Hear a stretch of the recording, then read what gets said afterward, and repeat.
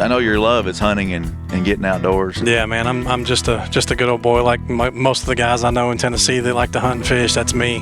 You know, I grew up in Indiana and kind of cut my teeth on the cornfields up there, trying to learn how to kill a whitetail deer. You know, and so cool too. He took his dad to kill his first deer a couple years ago. Yeah, so I actually had to get on the scope and get the deer in the scope because he was having a hard time with that. Yeah.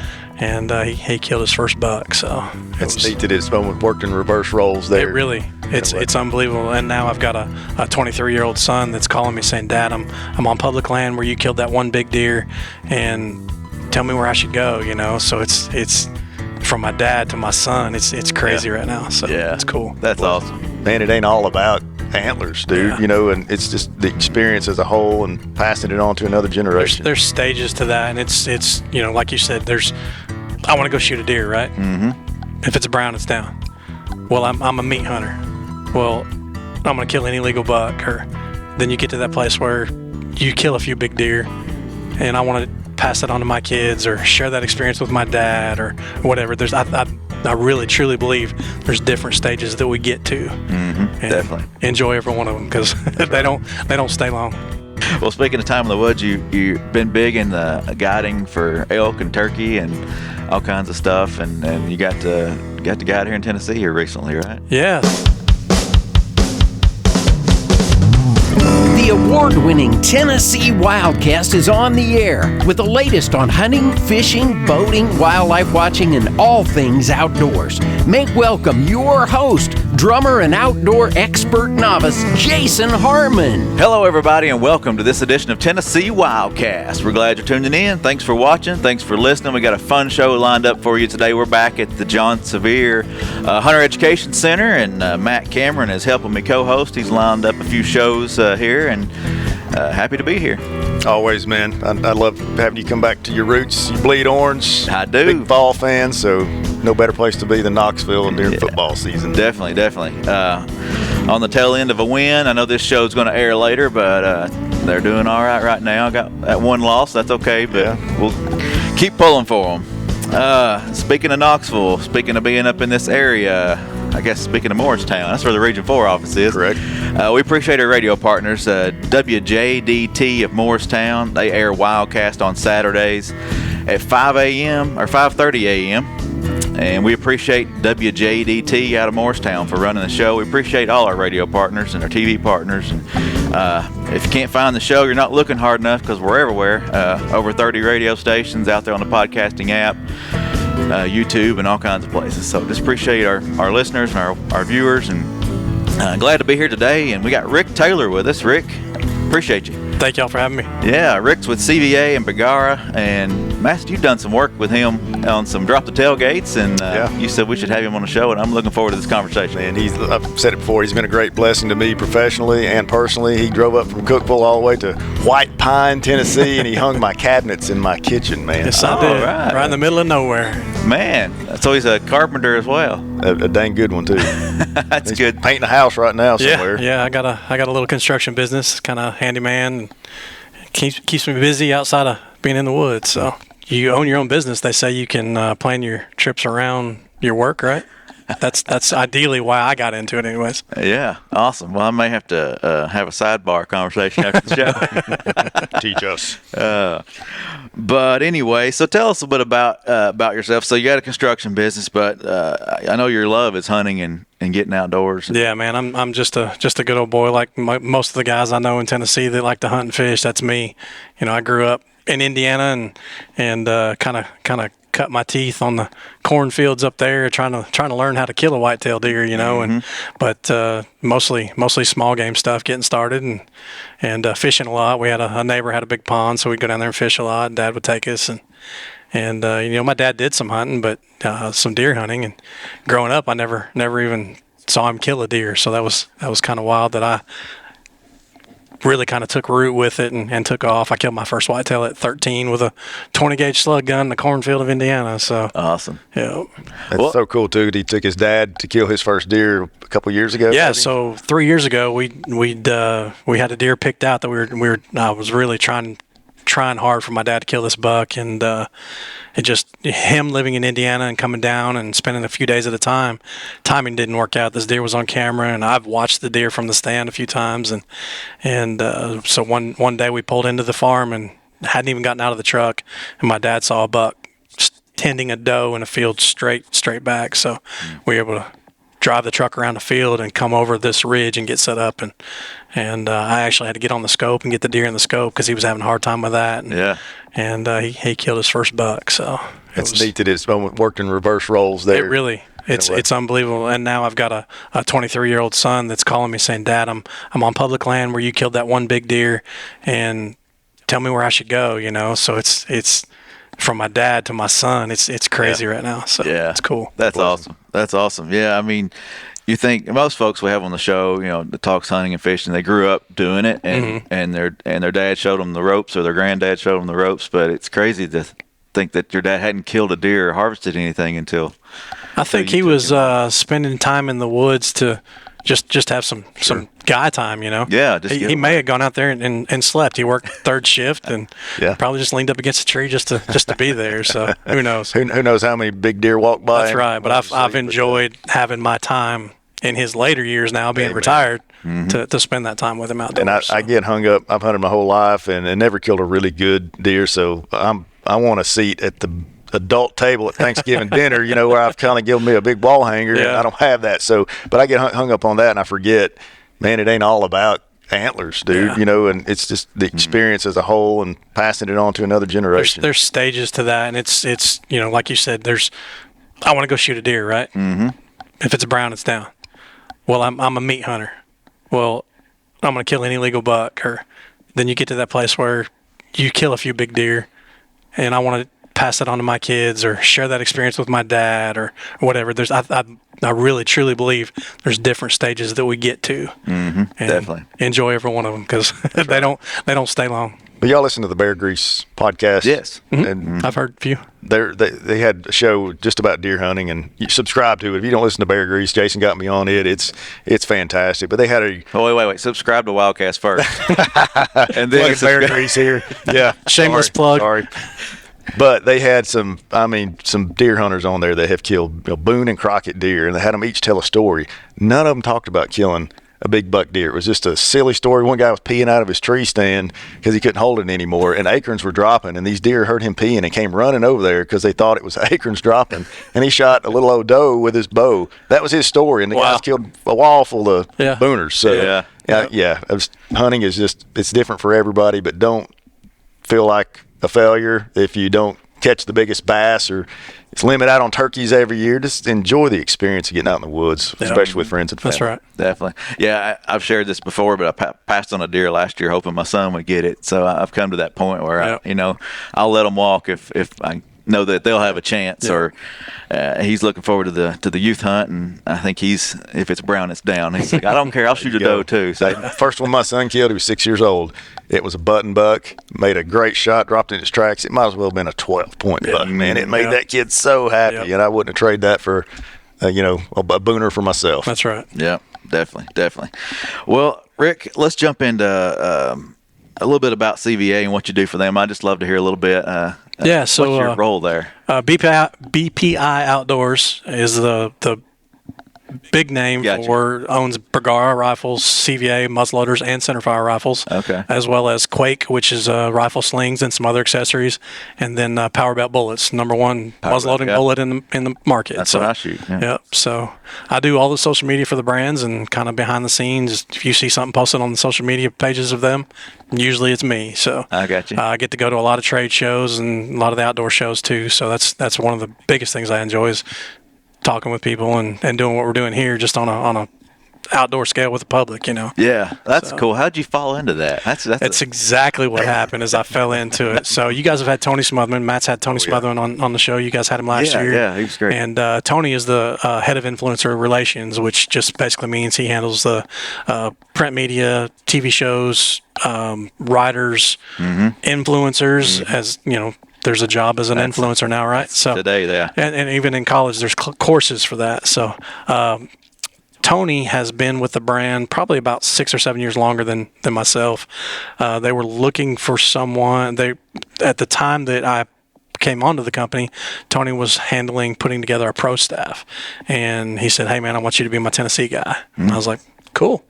So started with a CVA, just doing some pro staff stuff. Basically, that means they send you a gun, you promote it on your own personal pages, right? Yeah. It's not a great big deal to do it, but I enjoyed doing it and did it proficiently. Got to the opportunity to also do the same thing on the Bergara side, and then got to go to a couple trade shows and some outdoor events that they did. And one day at a trade show, actually SHOT Show in Vegas, the marketing manager, he and I were just sitting at a table, kind of away from everything. It was kind of some downtime, and he said, "Rick, what's your goal? What's your plan? What are you going to do?" And I didn't realize what he was asking me, but it was in relation to the company, And I told him, I said, "Well, one of these days I'm going to draw a salary from the company." He goes, "Well, you moving to Georgia?" Because we're based out of Lawrenceville, Georgia, just kind of northeast of Atlanta there. And he said, "So you moving to Georgia?" I said, "No." Yes, I said, "I can do your social media anywhere I have Wi-Fi or phone connection." Yeah, exactly. And at the time, it was kind of him and another guy trying to get it done on a regular basis. And he said, "Are you serious?" And I said, "Yeah." And so for the following year, I did 90-something% of the posts without a salary. I proved myself. Yeah, right? definitely. Sure. And so January of the following year, there was a position he created with a salary for me to do it, and Very cool. Been doing it since. And we've had some changes there, but I've still been a part of it and still doing the trade shows and things like that. So That's awesome. Really enjoy it. They've been great to work with, and great people that I work with too. So I really enjoy that part of my side hustle, I guess, because my construction business is my primary deal. So. Yeah, definitely. But again, get to schedule my way around doing things for them as well. So. Schedule that time in the woods. That's right. Exactly. Well, speaking of time in the woods, you've been big in the guiding for elk and turkey and all kinds of stuff, and you got to guide here in Tennessee here recently, right? Yeah. So we're third day of the elk hunt right now. It's Monday of the rifle hunt, and I actually had an archery hunter reach out to me back during the archery a couple weeks ago, and he was a couple days into his hunt and kind of struggling. So I said, "Look, I don't really have the time, but I'll give you 2 days," and got out there and hunted with him all day Monday and Tuesday. And Tuesday evening, he got an opportunity, and unfortunately didn't capitalize well. It was not a great shot, but the bull will survive, and it's a good thing. He saw him the next evening and checked where that bull had been. There was not any blood, so that bull will survive. But fast forward to the rifle hunt this past weekend, I'd gone up a little early and gone up there Thursday evening, found a good bull, and he had 3 cows and a couple calves with him, and basically I just sat back and watched him for a little while and then completely backed out of there. The wind wasn't right. If I'd have sat there, they may have hit him in the nose. We wouldn't have seen him again, Yeah. Still had 2 days before the hunt, so Friday I put out a couple cameras and actually didn't get anything on camera. And so Saturday morning, I didn't know exactly where this bull was going to be, right? And so the way these food plots, TWA does a great job on the food plots out there. They basically skin the top of these ridge backs and build food plots on the highest point. And they're just a chain of food plots. You have to walk to connect all of them. There's 2-track road, and you got to go from a front gate to a back gate most of the time to have a couple different ways to get in there. And the wind was a little shifty, so we really had to play our way around the fields, but went in and sat up where we'd seen that bull, or where I'd seen the bull on Thursday evening, and I let out a couple bugles, a couple cow calls, and it was windy and it had rained Friday night. I actually camped right at the gate that night just to be out there, man. Yeah. And slept great. Rain hitting the tent, and just it was awesome. So he met me Saturday morning, and like I said, we got in there and set up where that bull had been Thursday evening, and there was just no sign of him. And it was 20-30 minutes into the hunt, and I said, we're going to start slipping around these food plots, because generally what these elk do in the evenings, they'll come into the food plots or the green areas, and they'll get their bellies full and they'll bed down there, and come morning they're going to get up, they're going to eat a little bit, they're going to hit water, and then dive off into the woods. Sun's going to hit those fields, it's going to warm up. They got a fur coat, they got to get out of that heat. So that's generally and the experiences that I've had, what they do. And so we were 2.5 miles in or so, and I finally saw a little light brown patch through the woods, and I said, dude, there's an elk right there. And it was the first elk that we saw was this bull, and just a beautiful 6x6. And so we made our way down into a kind of a draw in between the two food plots, and there was a pond there, and you could tell they had just come out of the pond. It was muddy and on the edge and everything. And we had to get away around so he could find a gap in the woods there to make the shot. And the bull never knew we were in the world. He shot, and he just anchored, dropped him right there. So You think that rain the night before helped you sneak around? oh, without question, 'cause Yeah. it was so loud. There's so many acorns on the ground up there too. And literally, when you're walking, it sounds like you're walking on eggshells. And it was so loud all day Friday when I'd been in there all Friday morning and Friday afternoon, sneaking around. I was like, man, we gotta. And literally, at one point in the area that I wanted to take him, I cleared the ground with my foot for the last 75 yards from the woods to the edge of the field, so that I knew going in there Saturday morning we would have a 75-yard buffer of just dirt, hopefully. Yeah. 'Cause those leaves were crunchy and the acorns everywhere. So, fortunately, the rain came in, quieted everything down. Even better, yeah. Yeah, we were able just to sneak right around and played the wind. That was the biggest thing, because we were talking before we got started here about thermals, and thermals are a huge deal. And I don't care if you're elk hunting or deer hunting or bear hunting, whatever it is, if they smell you, they're done, and even in elk in Tennessee, as much as they interact with people, with the razor riders and the four-wheeler riders and even other hunters, their nose still is part of what helps them survive. Their biggest part of survival. And even though, 3 weeks out of the year, you get 7 archery hunters and 1 youth and 7 rifle hunters, that's the only time these elk really have a predator. And, here we are, still using the wind. It's survival of the fittest. Still got to hunt them. That's right. I think people think it's almost a canned hunt because Yeah. it's in a zone, they're protected and all that, but you still have to put the work in. That's right. I've guided 6 rifle hunters, and all 6 have been successful. One hunt may last 10 minutes. One hunt lasted 7 days. So it's not a gimme, but it's a matter of putting the boots on the ground, putting your time in, and woodsmanship, using the wind, using the right approach and things like that. So. Yeah, marking, having your trail ready to sneak in. That's right. That's something I've never thought about. Yeah. I mean, just if you're scouting, which is we've talked about before the show, scouting's important. Yeah. Clear that trail so you can sneak in on it. Even at home, using a backpack or a leaf blower and clearing that lane. Yeah. I've Or done guys that. carrying electric blowers to stand and doing the same thing. I had a friend that took a lawnmower and mowed through the woods to get to his. So. Yeah. There's all those little tricks, yeah. So we talked about the elk hunts was 7, 7, and 1 this That's year. right. 7 archery, 7 gun, 1 youth. Next year, it's bumping up the game a little bit. Yeah, so tell us bumping about that. I'm going to pull up the guide. It's in the guide, this year's guide, but the hunt is going to be 19 quota permits next year. So 9 archery, 9 gun, and then the young sportsman, 1 young sportsman permit. And application period is earlier. I know we talked about this before the show, but we bumped the application period up a little bit last year to help give people more time to plan, hire a guide or scout and things like that. This year it's in February 7th through the 28th of 2024. So that's the application period. And it's a once in a lifetime kind of thing. I mean, it's 19 tags this year. I mean, it's growing, but it's still going to be a needle in a haystack to get drawn. Do you put in for the Tennessee elk hunts? 100%. Yeah, Absolutely. Never been drawn yourself, but And- you've got to take. Yep. And even with the TWRF, the Tennessee Wildlife Resource Foundation, the one tag that they get to help raise funds for their organization. I don't know how many tags I bought, or Tickets, raffle tickets. raffle tickets I bought for that over the years either. So, but yeah, to be a part of it, and as you said, a once in a lifetime. I killed an elk in Tennessee. It's a pretty big deal. Yeah, I've put in for it before, but I just forget about it too. I should be putting my name in the hat more than I am. Especially that youth tag. I know. Old Tucker out there. What have I been doing?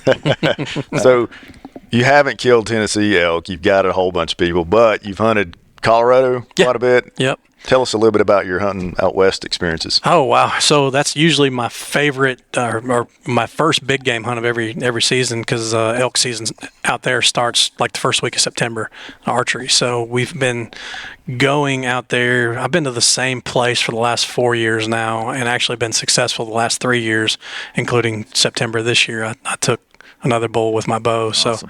So we take a group of folks out there. Some of them have been, some of them never been, and it's just been incredible. We had 6 tags in camp this year. We killed 2 cows and 1 bull. So, and last year basically the same thing. We had 6 tags and we killed 3 animals. So That's pretty good odds. I it know is. folks that go and don't bring anything home between a group or 2 of them, Yep. and so And there's different ways to do it. You can pay an outfitter big money to go out there and do it, or you can pay like we do. We pay an outfitter, but the outfitter is basically, he has leased property, and we pay a trespassing fee to go actually hunt the property.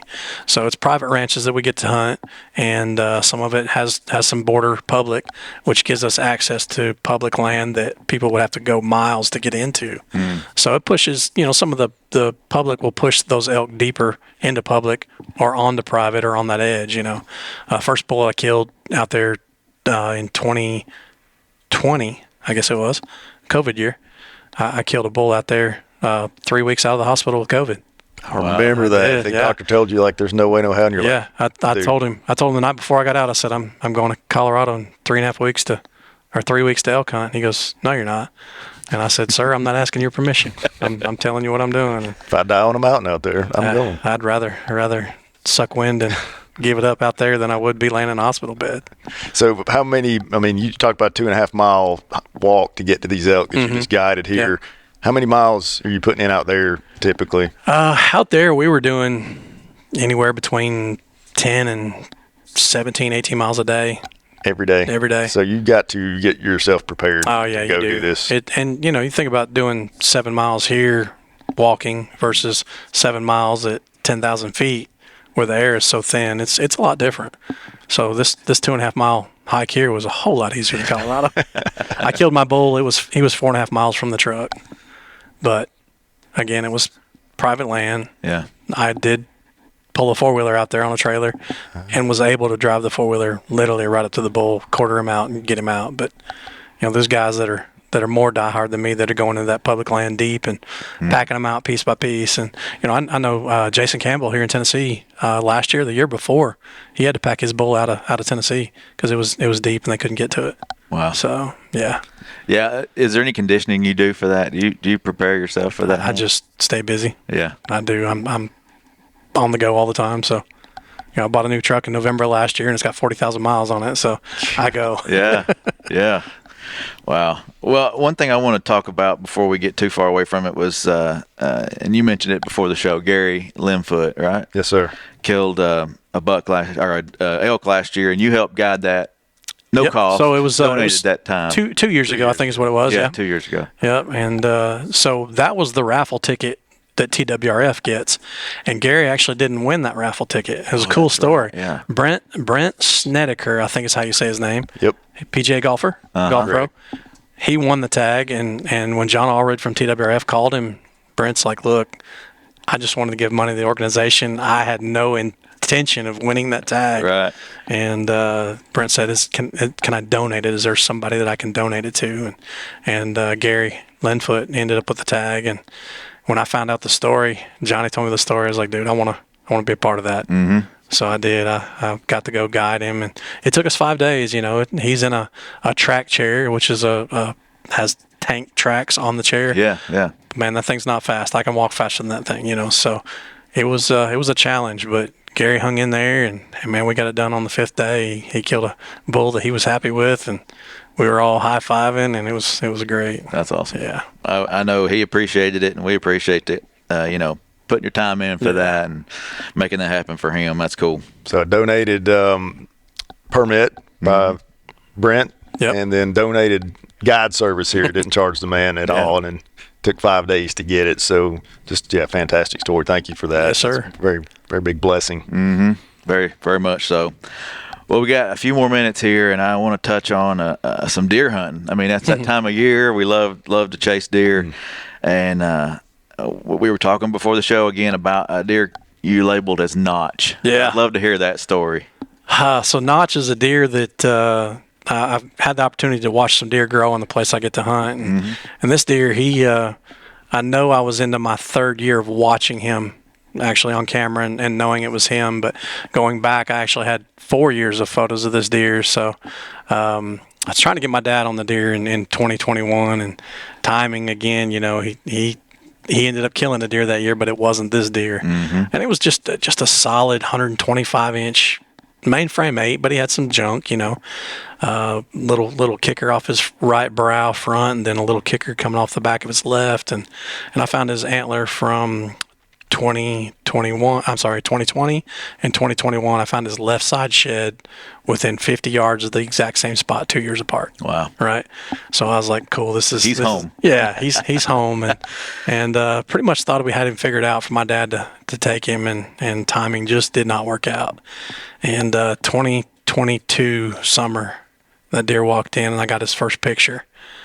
And in my mind, I'm like, that's no way that's the same deer. And went back and looked at pictures, and it 100% was him, And you knew this because of the notch, right? Yeah, a notch in his left ear. And my daughter and I, the reason we nicknamed deer, just backpedaling a little bit.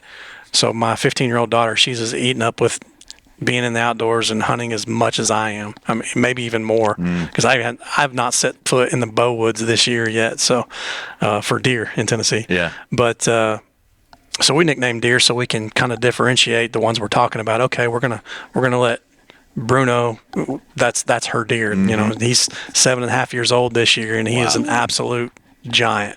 Probably won't share the pictures of that deer. But anyways, he's a big deer for anywhere in the country, but Tennessee, he's a giant. I'm gonna say 70s, and big deer. So, but 2022 summertime, Notch walks in. I get a full velvet picture of him, kickers off back right brow and stickers off his twos and everything, just unbelievable. And I told my dad, I said, Dad, I love you, but if I get a chance, I'm gonna kill this deer. And going back to the construction thing, I took off the month of November, and I hunted hard. I did. I was in there every chance that I knew where I thought he was going to be. I was in there and never laid eyes on him. And then December, it was the Sunday before the 14th, whatever day that was. So the 14th was on a Wednesday, so it was like 11th or so. My wife and I were loading up to go to Opry Mills to do some Christmas shopping. And at 9:30, 9 o'clock that morning, he stayed in front of the camera for 45 minutes on a mineral site. Kind of little drizzling rain. It's like he's sticking his tongue out like, Yeah. go Christmas shopping, big boy. So I went on and spent the day with my wife. Good on the back right there. I thought this is what the story's going to turn like, honey. I love you, but go ahead. You have to invest on the important things, right? No, definitely. Amen. Monday, I did not hunt. Tuesday, I hunted. Didn't see him. Wednesday morning, calling for forecast pouring down rain. I had one stand that I could stay dry-ish in, and I killed him that morning 30 minutes after daylight in the pouring down rain.